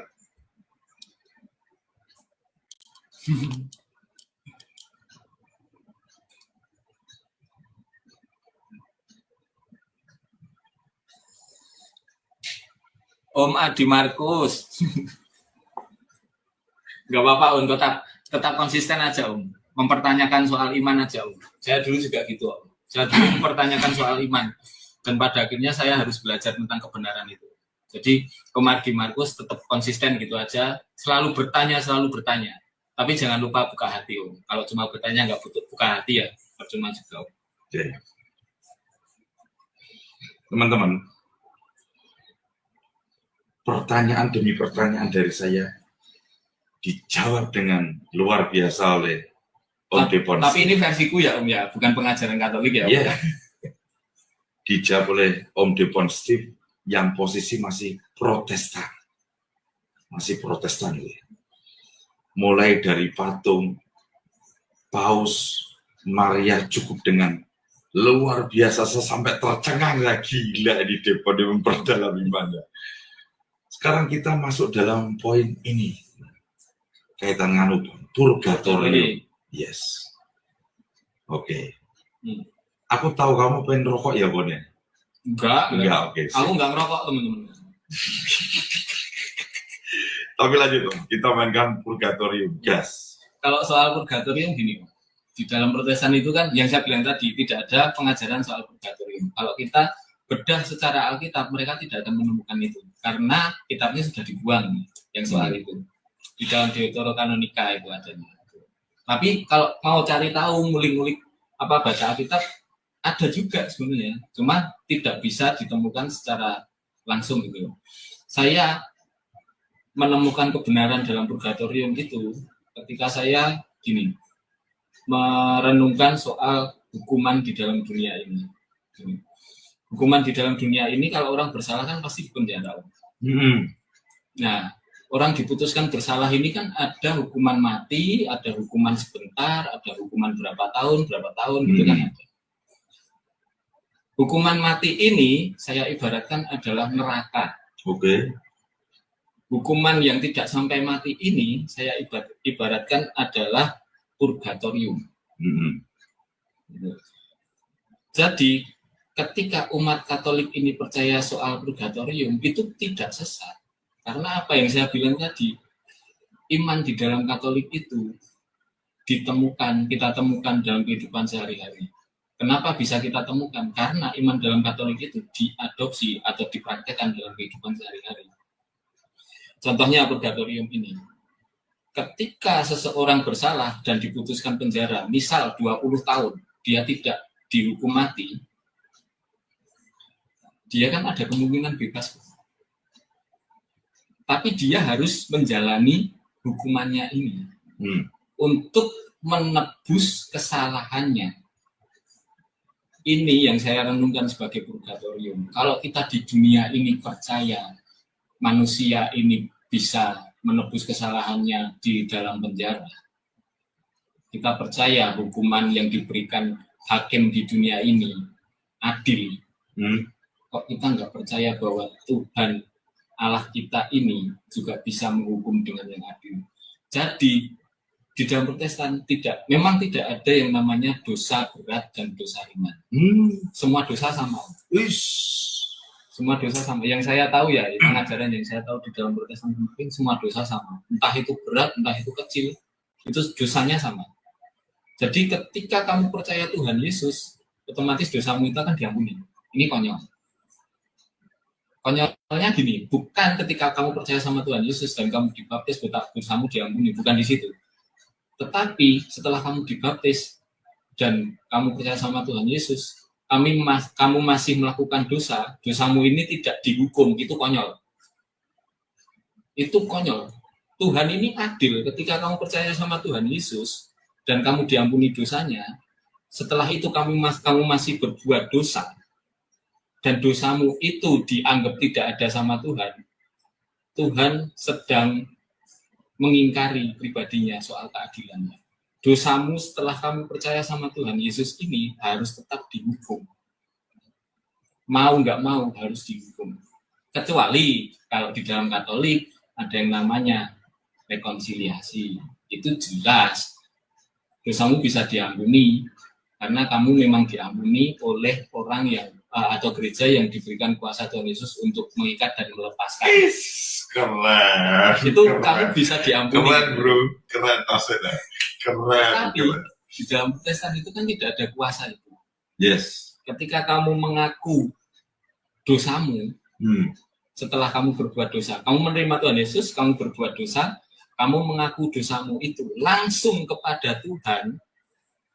Saya mau bertanya, dan saya dulu bertanya kepada diri saya sendiri, buktinya apa bahwa dosaku sudah diampuni sama Tuhan? Tidak ada buktinya. Itu cuma balik lagi, asumsiku. Aku sudah diampuni dengan aku bertobat langsung kepada Tuhan. Asumsiku. Nah, ketika kamu mati, atau aku mati nih Om, aku dulu mikirnya gitu, ketika aku mati, dengan masih membawa dosa-dosa yang saya lakukan, dan saya belum sempat untuk bertobat, masa saya langsung masuk ke dalam surga? Itu pertanyaan saya. Terus saya merenung, kalau Tuhan adil, pasti ada cara untuk menebus, ada cara untuk menghilangkan dosa saya itu. Saya menemukan bahwa gereja mengajarkan purgatori. Seharusnya orang Kristen itu bersyukur ketika gereja mengajarkan ada purgatori. Karena apa? Purgatori itu jaminan surga. Purgatori, saya ulangi lagi, purgatori itu jaminan surga. Jadi ketika kamu mati, kamu tidak sempat berdosa, kamu tidak sempat bertobat, tapi kamu masih mempunyai dosa, kamu tidak bisa langsung masuk ke dalam surga. Kenapa? Surga itu tempatnya kudus. Tidak ada satu dosa pun atau sekecil dosa pun yang bisa masuk ke sana. Sampai terpukul. Lanjut. Ketika ada dosa yang bisa masuk ke sana, berarti ya itu tadi, surga nggak kudus. Sebelum kita masuk ke surga, ini tadi loh balik, purgatori itu jaminan surga. Itu harus dipegang. Di dalam purgatori itu, dosa-dosa yang belum bukan dosa yang mendatangkan kematian ya, yang mendatangkan dosa maut itu tadi, dosa menyangkal apa, mendukakan Roh Kudus, bukan dosa itu, bukan dosa besar itu kita masih ada dosa dan kita meninggal, itu akan dikuduskan di dalam purgatori. Jangan dibayangkan gini, jangan dibayangkan purgatori itu kayak neraka. Bukan, purgatori itu bukan neraka. Kalau yang saya tahu ya, ini versi saya. Api yang membakar atau api yang menyiksa kita itu bukan api kayak api di dalam neraka, bukan. Tapi gairah. Sekarang gini, semisal teman-teman ini LDR sama istrinya atau pacarnya, dan itu kangen banget pengen ketemu, tapi belum bisa ketemu. Itu menderitanya seperti apa? Kita tidak bisa mengungkapkan dengan kata-kata, tapi kerinduan kita ini yang menyiksa kita. Aku pengen ketemu sama Tuhan, atau kita kalau diibaratkan tadi, aku pengen ketemu sama istriku. Gitu. Itu menderitanya seperti apa? Itu tidak bisa diungkapkan dengan kata-kata. Yang ngeri positif, tapi bisa kita rasakan. Nah, ketika sudah saatnya kita bertemu, itulah surga. Tapi sebelum kita bertemu, kita akan menderita oleh perasaan kita nih. Yang menyiksa kita itu sebenarnya ya diri kita sendiri, karena kita pengen ketemu sama Tuhan gitu lagi. Aku pengen ketemu Tuhan, tapi kok masih ada dosa. Dan itu di purgatori itu yang namanya siksa, apa ya, bukan siksa, apa ya, penyucian di dalam purgatori itu apa? Penderitaan karena kerinduan. Itu kita tidak bisa mengungkapkan dengan kata-kata, nggak bisa. Gila, Protestan Dian Lisangari. Kita tidak bisa mengibaratkan dengan apa yang mengungkapkan dengan kata-kata. Cuma mungkin contoh saya ini tadi yang paling mendekati ya, kita rindu dengan istri kita rindu dengan orang tua kita. Itu kita merasakan bahwa kita tersiksa, tapi kita belum bisa ketemu. Sorry teman-teman, saya gilanya gila positif loh. Ini oknum Protestan gila ini. Pendalaman imannya bro. Aduh. Kalau soal purgatori itu tadi, jadi purgatori itu bukan neraka yang harus digarisbawahi. Purgatori bukan neraka, tapi purgatori itu jaminan kita bertemu sama Tuhan atau menyatu dengan Tuhan. Tetapi kita masih ada dosa, itu yang menyiksa kita. Menyiksanya dengan cara apa? Kayak perasaan ini tadi. Kalau perasaan yang menyiksa itu kita nggak bisa mengungkapkan dengan kata-kata. Kita cuma bisa menjalaninya. Thank you. Indulgensi kok. Sesi terakhir dari pertanyaan kedua loh. Indulgensi ketika saya merenungkan itu sama sebenarnya. Itu saya temukan di dalam kehidupan sehari-hari. Indulgensi itu kalau di dalam Katolik itu adalah apa? Pemotongan hukuman atau apa istilahnya apa ya? Aku nggak akan jawab, aku mau bertanya sama kamu. Kita seharusnya gini, saya menyadari gini. Ketika kita dinyatakan bersalah, kita masuk penjara, kita diputuskan 20 tahun penjara. Remisi. Indulgensi adalah remisi. Kita di dunia ini tahu, kita di dunia ini mempelajari, dan kita di dunia ini memahami soal remisi hukuman. Itulah indulgensi. Di dalam remisi itu tidak didapatkan dengan cuma-cuma loh teman-teman. Remisi hukuman di dalam penjara itu ada syaratnya. Kalau di dunia ini mungkin itu bisa dibeli dengan uang, ya. Tapi Tuhan ini tidak bisa dibeli dengan uang. Jadi syarat-syaratnya ini apa? Ada syarat-syaratnya banyak. Itu bisa dipelajari di dalam Katolik. Tapi yang ingin saya untai, yang menjadi perenungan saya dulu, pada akhirnya saya menyadari bahwa indulgensi itu adalah sebuah anugerah. Jadi anugerah dari Tuhan itu bukan bicara soal keselamatan. Keselamatan itu anugerah, ya. Tetapi indulgensi itu juga anugerah. Terus pertanyaannya, terus yang ngajar siapa soal indulgensi? Tuhan Yesus sendiri yang menyatakan bahwa indulgensi itu ada.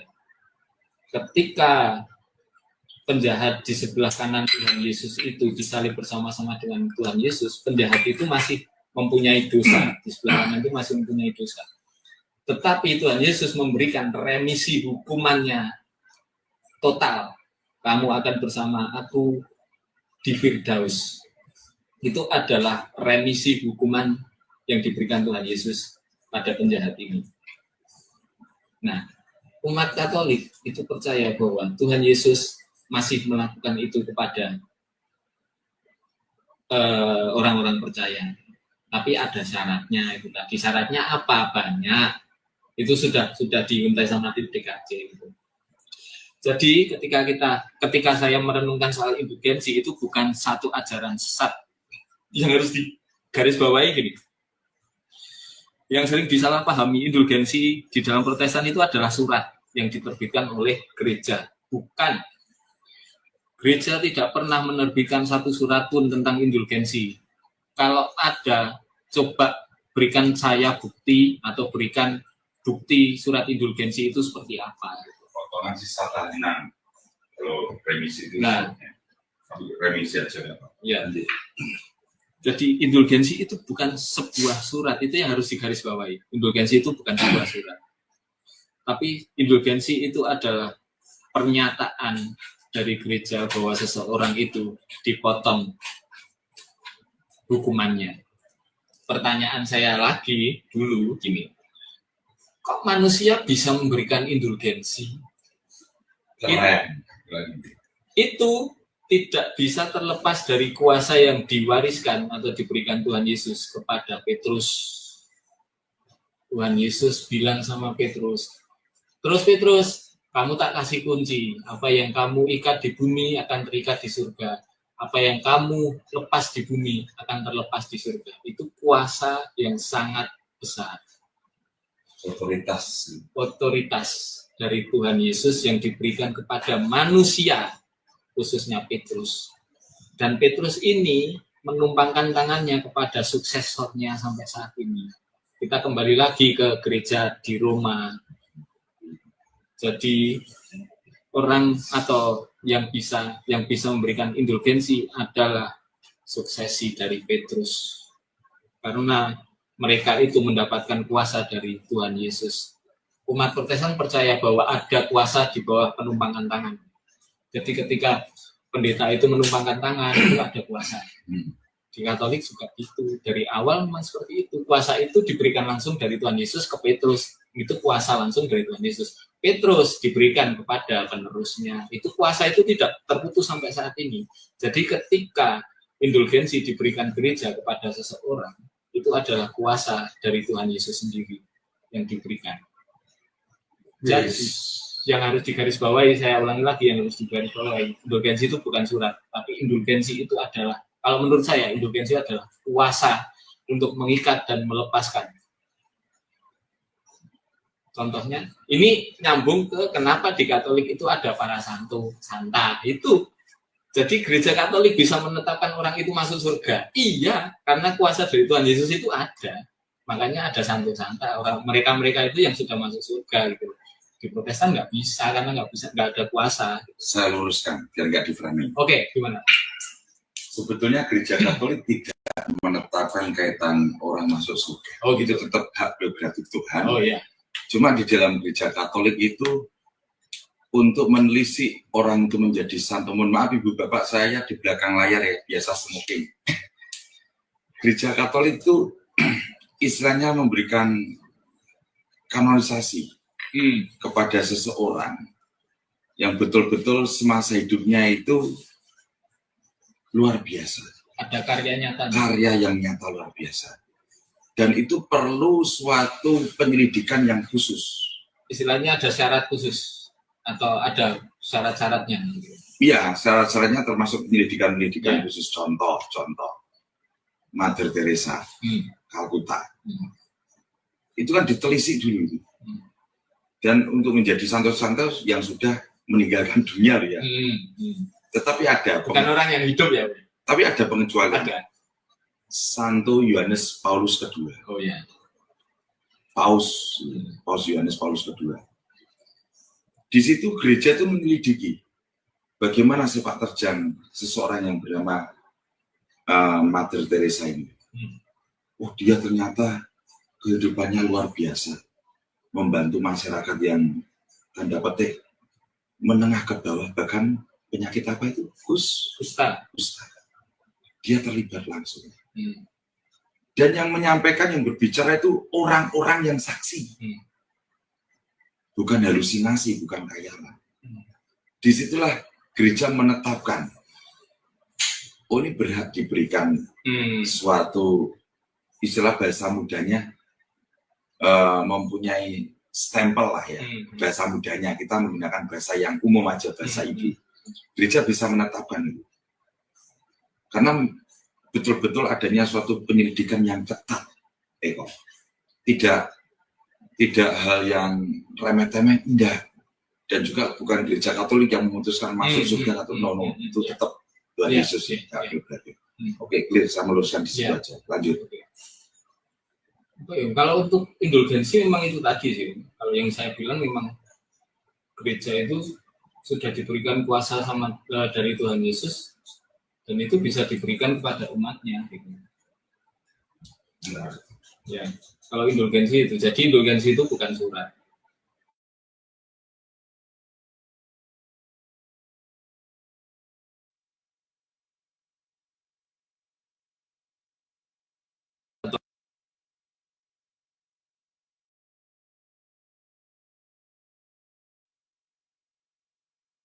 Tadi itu, maaf ya teman-teman, saya sambil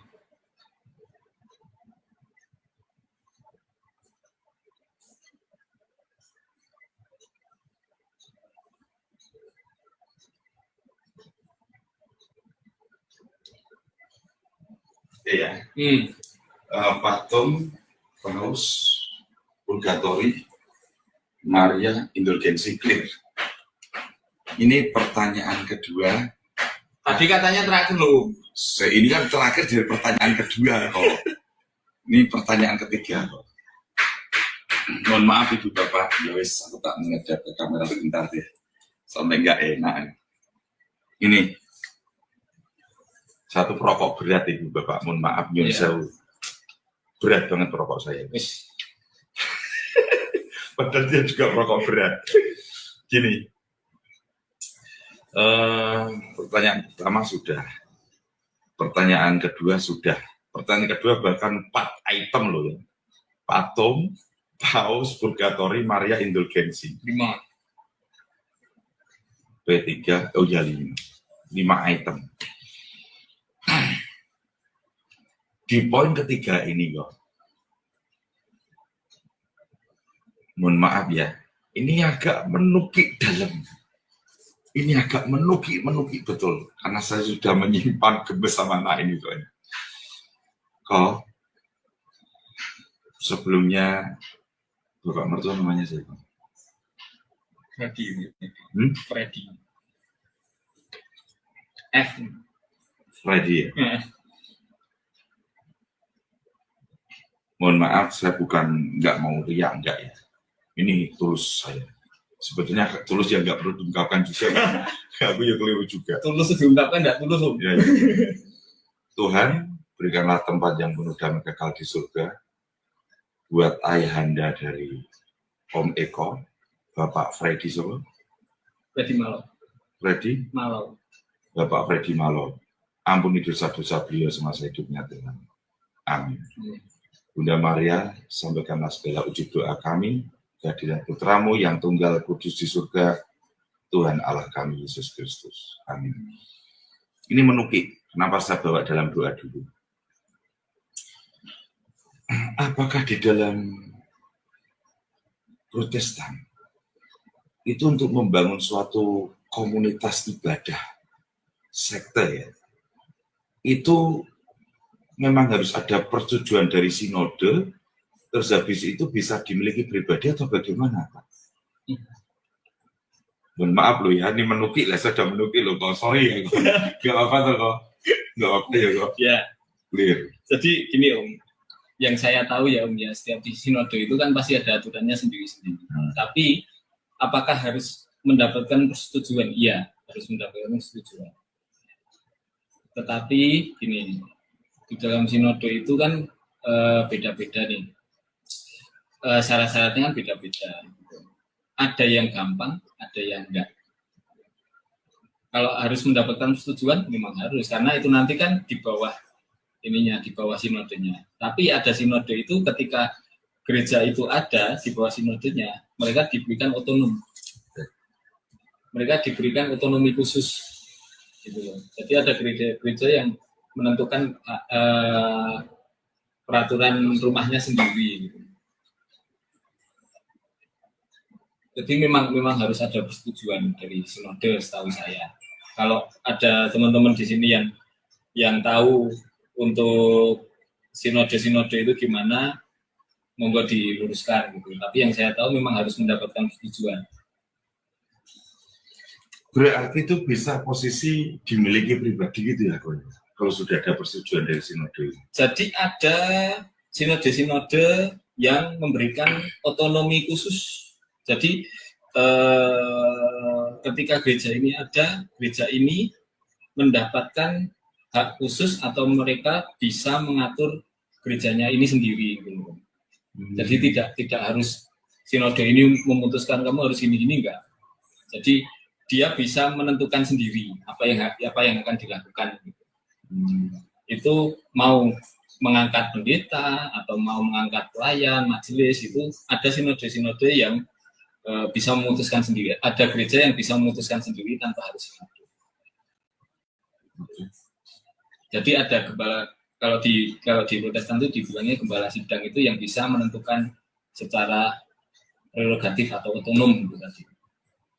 Pada akhirnya apa? Ya memang pesannya itu menjadi milik dia sendiri. Pendeta seterusnya itu anak-anaknya, itu kan banyak juga. Dan itu memang sinode tidak bisa melarang karena di dalam peraturan sinodenya itu memang mensahkan itu. Oke. Ada, cuma tidak semua.